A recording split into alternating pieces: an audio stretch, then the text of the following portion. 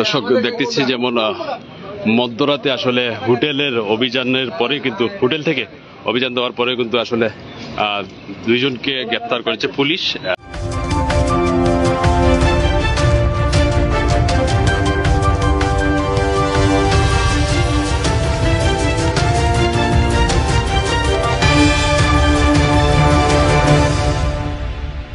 এবং কি পাশাপাশি আমরা যতটুকু দেখতেছি আসলে ধরে নিয়ে যাওয়া হচ্ছে এবং কি পুলিশের একটি টিমও রয়েছে তাদের সাথে।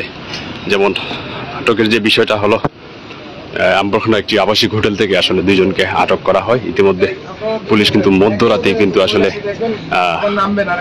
আপনার হোটেলে অভিযান দেওয়া হচ্ছে।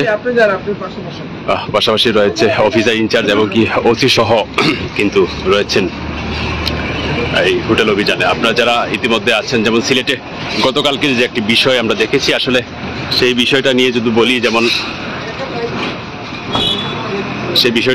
বলি যেমন গতকালকে শিলামের একটি ঘটনা, তার পাশাপাশি আজকে সিলেটের এই আম্বরখানা পয়েন্টে আসলে যে ঘটনাটি ঘটে গেল যদি দেখায়। পাশাপাশি পুলিশ রয়েছেন এবং কি তাদের সার্বক্ষণিক, যেমন এসএনটি পুলিশ বলেছে সার্বক্ষণিক কিন্তু তারা আসলে সেই অভিযান অব্যাহত থাকবে এবং কি প্রত্যেকটা হোটেলে হয়তো তারা রেড করবেন এবং কি পাশাপাশি যেমন অনৈতিক কাজ এটা চিরদিনের জন্য বন্ধ হয়ে যায়, যেমন সেই লক্ষ্যে আসলে পুলিশে কাজ করে যাচ্ছে। আমি যদি একটু আগে বলে রাখি, যেমন আম্বরখানা এয়ারপোর্ট থানা পুলিশ সহ আসলে সবাই কিন্তু ইতিমধ্যে এই রেড অ্যালার্ট জারি করেছে। প্রত্যেকটা হোটেলেই কিন্তু তারা এই অভিযান দিচ্ছে এবং কি আমরা যতটুকু দেখেছি যেমন ওসি রয়েছে, তদন্ত অফিসার সহ আসলে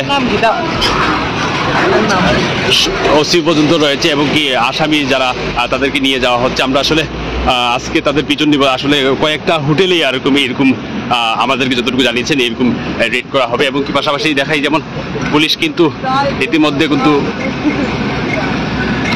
রেড দিয়ে যাচ্ছে। আম্বরখানায় যদি বলে রাখি, যেমন আবাসিক কয়েকটা হোটেলেই দীর্ঘদিন থেকে তারা এইরকম কাজকর্ম করে যাচ্ছে এমনটি বলেছেন পুলিশ। তার ধারাবাহিকতায় হয়তো পরবর্তীতে আমরা ব্রিফিং তাদের কাছ থেকে জানতে পারবো আসলে কতক্ষণ তাদের এই অভিযানগুলো অব্যাহত থাকবে। এক গাড়িতে কিন্তু নিয়ে যাওয়া হচ্ছে দুইজনকে, আর আরও দুইটি গাড়ি হয়তো আর অন্যান্য হোটেলে হয়তো রেড করবে যেমনটি আমাদেরকে জানিয়েছিলেন।